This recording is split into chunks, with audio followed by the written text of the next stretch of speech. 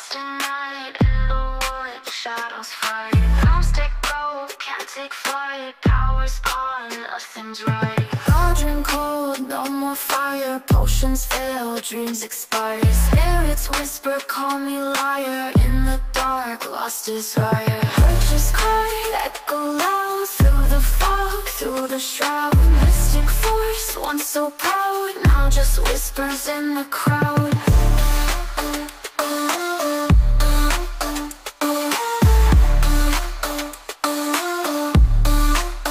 Babaylan TV.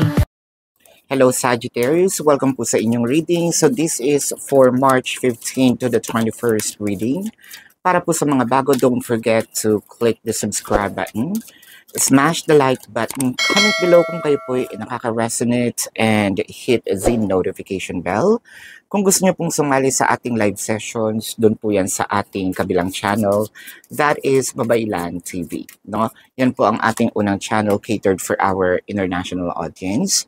Huwag po kayong matakot sumali sa live sessions dahil po mababait naman, no, ang mga tao doon.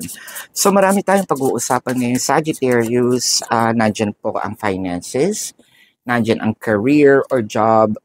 Of course, yung karamihan ng inaantay po dito is romantic reading. So iba-ibang stages, no, ng romantic reading.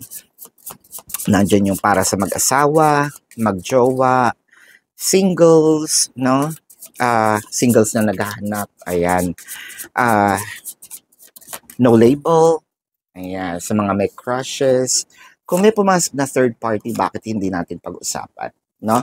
So, I want you to know that this is a general reading. You may resonate with the entire reading or baka konti lang. Take what's only yours. Huwag niyo pong kalimutan kung gusto niyo pong sumali sa raffle para manalo ng free private reading, no, mula po sa akin. And this is a video. Ayan.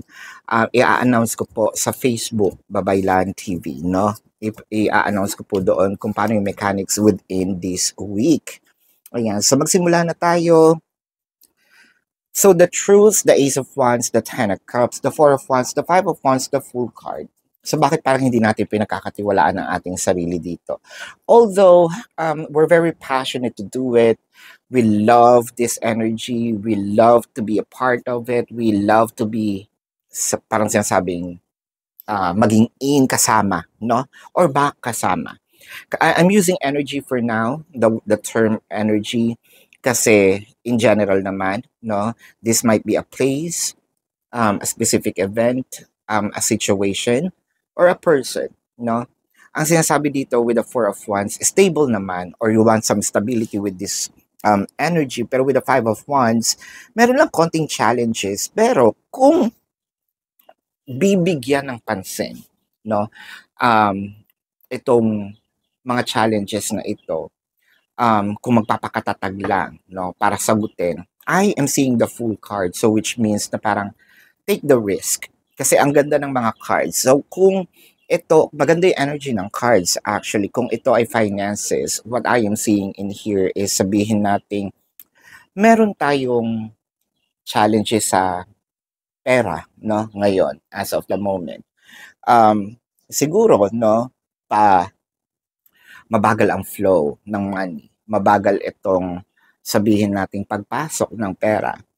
Pero kung bibigyan natin ng pansin itong passion natin, no, which is siguro bibigyan natin ng kaunting effort pa, no, with the Ten of Cups, kasi gusto naman natin na kahit paano may pumapasok, pero mag-effort lang tayo ng kaunti. What I am seeing in here in the Five of Wands, yes, yung pagbagsak or deplete nitong energy ng finances, very temporary, kasi bigla naman itong aangat with the Full card. So parang may biglang leap. So itong week na ito, 15 to the 21st, parang meron tayong inaasahan, no, na biglang perang darating na hindi natin ina-expect. Medyo malaki with the Full card, parang kayang makapagsimula. When it comes to your job or career, I think what you're loving is yung probably not the company, or probably these are the people, or not the people but the company, no? Um, one thing's for sure, meron tayong ininvest dito sa pinapasukan natin. I feel like with the Four of Wands, you want some stability in here, pero merong tough ang competition, no? Uh, pagdating sa promotions. Pero I can see here na chances are bigla kang mapapansin itong week na ito. Meron kang gagawin na ikabubuti ng company. Parang there's a spotlight, no, na focus sa'yo. So ikaw ang bida for this week. And I feel like that will be your edge, no? Para mapansin at somehow mabigyan ng tsansa, no, ma-approve. Either ang iyong leave, ma-approve itong iyong promotion, no? Kung naghahanap pa lang ng trabaho, I think that this is the time for you para mag-apply ng mag-apply.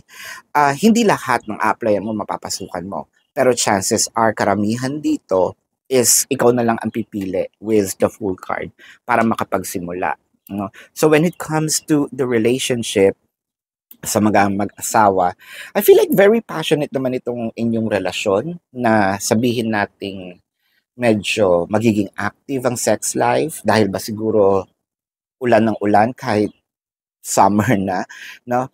I feel like kung meron man kayong mga challenges dito, no, na nararanasan, hindi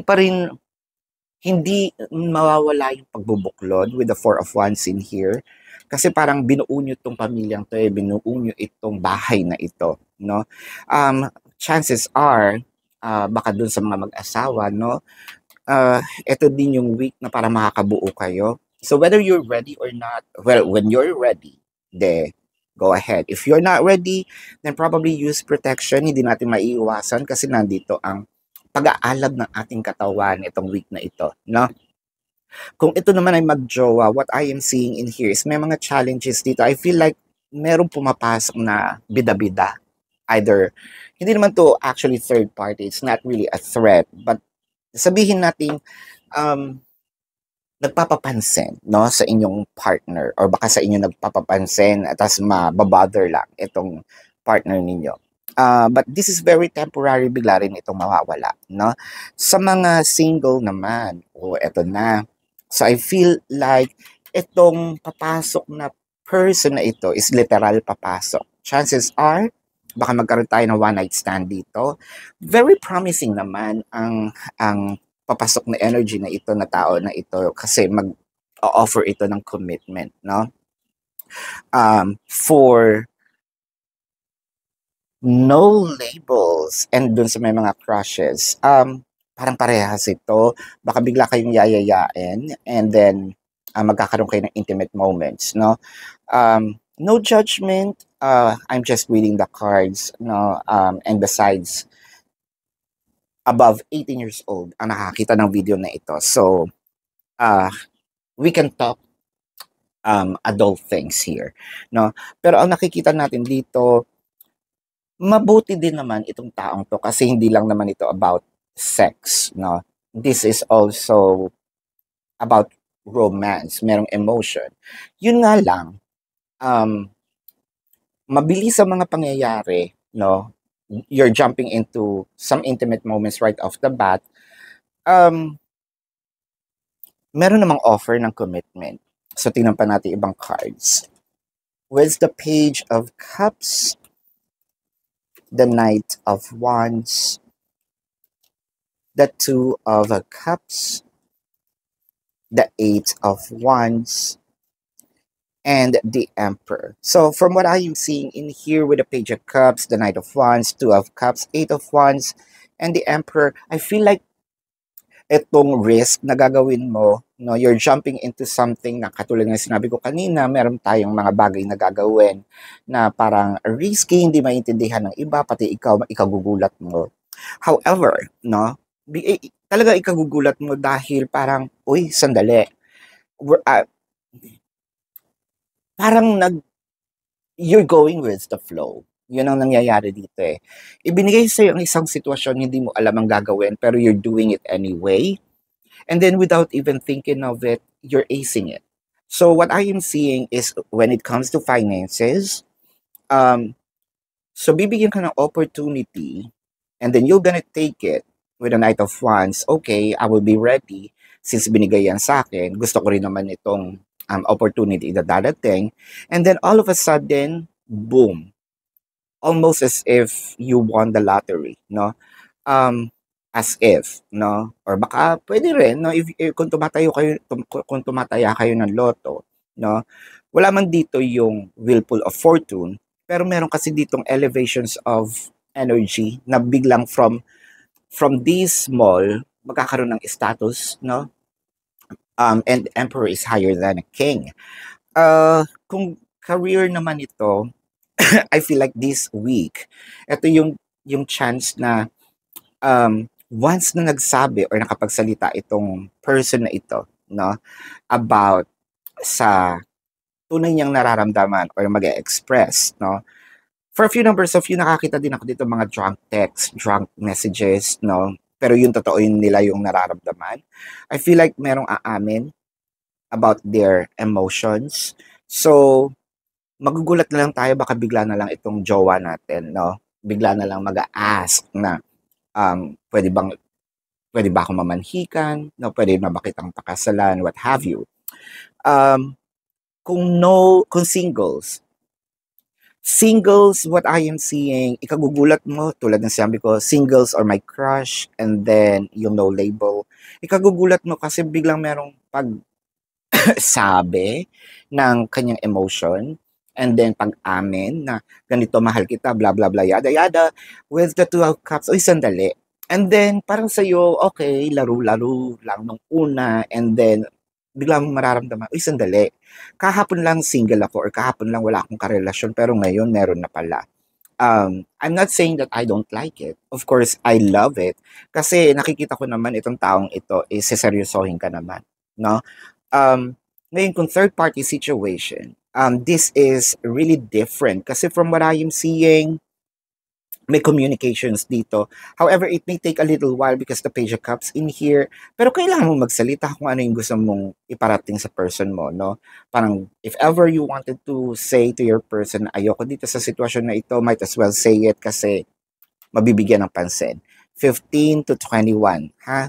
So, ito po ang inyong reading. Meron pang ibang cards. Gusto ko lang ipaalala sa inyo na dun po sa ating kabilang channel na Babaylan TV.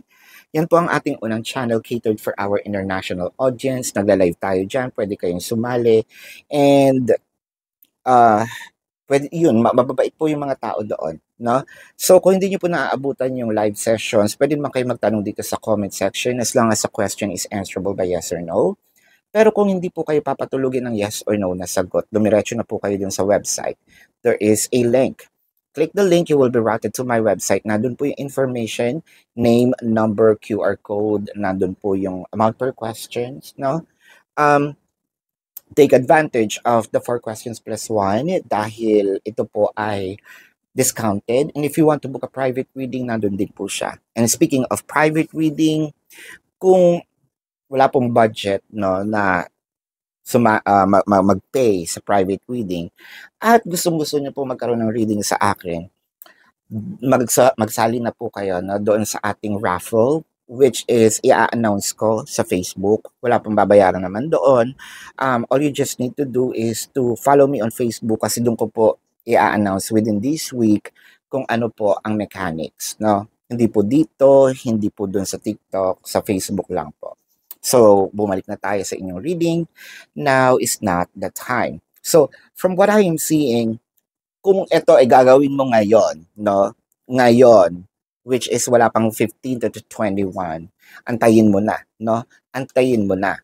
So, sometimes walking away is the only option. So, I think that this is also for those people na merong mga pinagdadaanan, no? Walking away is the only option. Not because you want to make someone miss you or realize they took you for granted, but because you finally respect yourself enough to know you deserve better.